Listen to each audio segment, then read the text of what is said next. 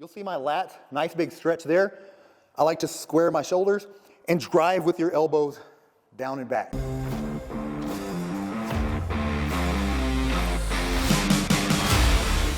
Hey man, Gary Walker here, and welcome back for another video. This video, I'm gonna show you how to do a total body workout at the gym, all right? If you're like me, you still like working out at the gym. Working out at home is great, but I love going to the gym and taking advantage of a lot of different machines that they have. So in this video, I'm gonna take you through a full body workout that you can do, mostly using gym equipment, all right? With that said, let's get right into these exercises. First one we're gonna do is a unilateral leg press, all right? Here's the thing about a unilateral leg press. I have one. Basically, unilateral means working one side at a time. So one-sided leg press. Mine actually does one side at a time, but if you're at a gym that has a single platform, I still want you to focus on using one side at a time. Why is that important? The thing I like about doing things independently or unilaterally is it's going to help keep both sides balanced. So it's going to prevent any imbalances. A lot of times when you're doing a regular leg press and you've got one dominant side, it tends to do more work than the weaker side, whether you know that or not. Problem with that is if you do that for long enough time, then you're gonna overdevelop one side and the weaker is gonna become underdeveloped, which can lead to a lot of impingement issues, whether that be your sacroiliac joint in your hip or knees.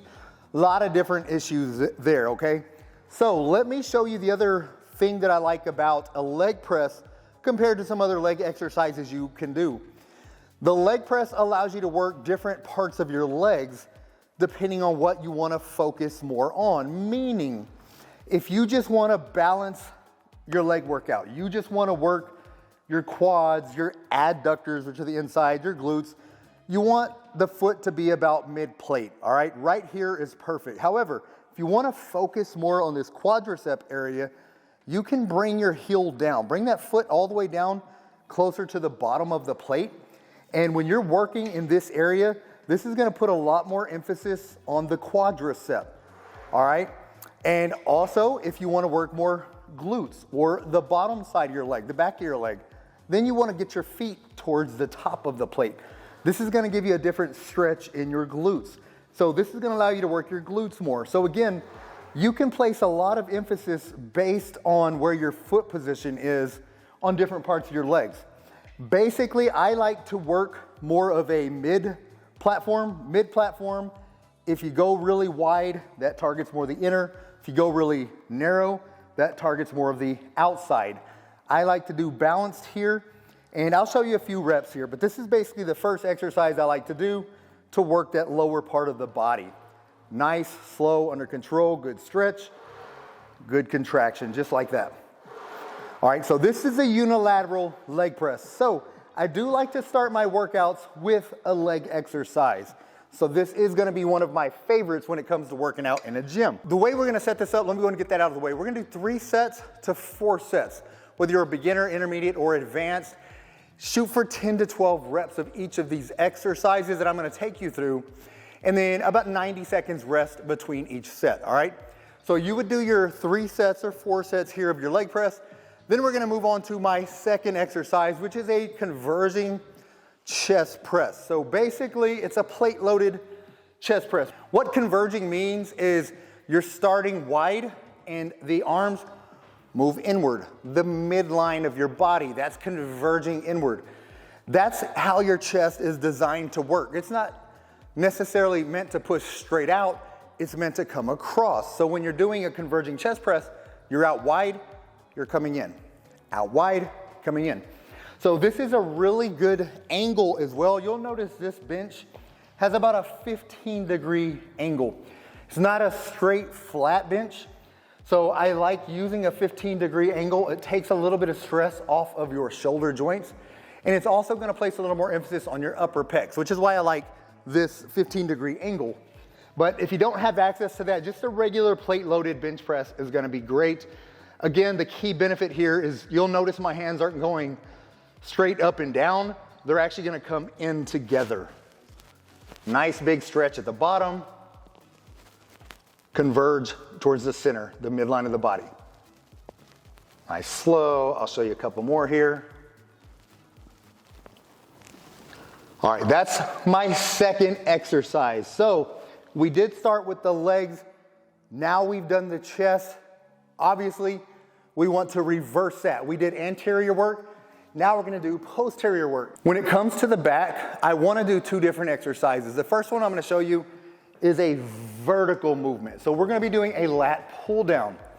When I was younger, I loved pull-ups. I love pull-ups probably more than any other back exercise. However, now that I'm close to 50 years old, when you get a little older, you'll notice it's hard to do a pull-up correctly. You may still be able to do it, but you're not really just isolating those lats anymore. There's a lot of other muscles being involved, a lot more momentum gets involved. So this mimics the exact same movement, but you're able to do it on a machine. The other thing you can do here is you may not have this actual machine. This machine is another unilateral. Again, you'll notice that's a common theme with all these exercises. You can work each side independently. So here's the key point I want you to think about. If you have any shoulder issues at all, I want you to use a neutral grip, meaning palms facing each other.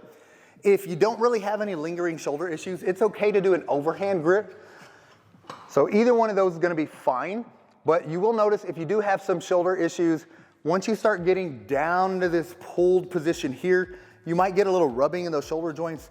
If that's irritating you at all when you do those, then basically all you need to do is just switch your hand position, and that's gonna create some external rotation inside that shoulder joint, and it's gonna give you a little bit more clearance. All right, so this is gonna be the vertical back exercise of choice. Really love this one, all right?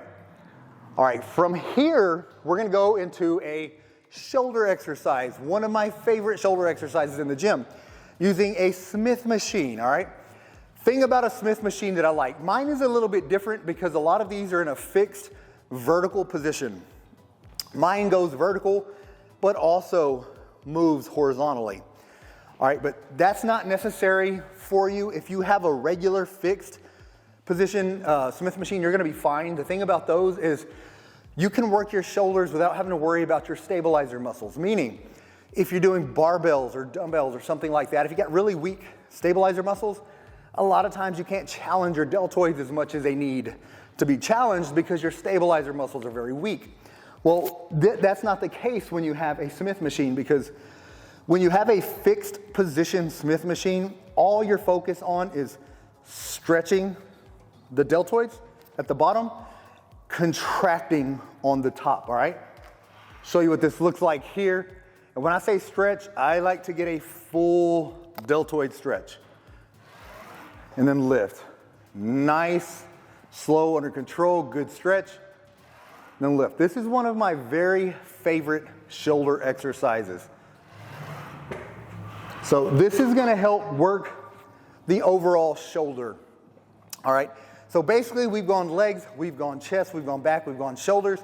Now I told you about a second back movement. This is gonna be a horizontal movement. We've done the vertical with the lat pull down. Now one of my favorite horizontal rows is using a cable, all right, a bench and a cable. There's a lot of different variations of cable rows, seated rows, high rows, low rows.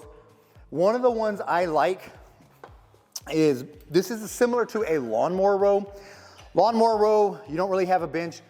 You're back and you're driving like you're trying to start a lawnmower.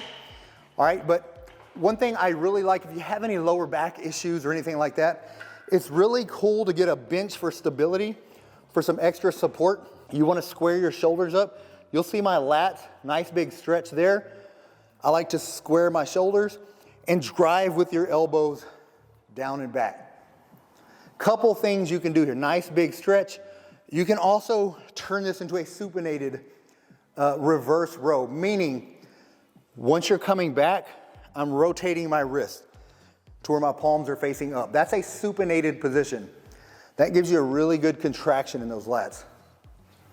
So this is one of my favorite row exercises. So again, we worked back from a vertical position and now we're doing a horizontal position. All right, now we've got to go into some arm work. Again, once you've done all of your sets of these exercises, I like to finish off the arms. When you work your back, you're gradually working your biceps. When you work your chest and your shoulders, you're working your triceps. So you don't need to stimulate those a whole lot at the end of the workout. So what I like to do, superset those. Back-to-back exercises, no rest between. So what does a superset look like? I'm gonna do a cable superset. Tricep push down. Basically, I'll show you 5 reps of each. 2, 3. You wanna really squeeze the triceps at the bottom.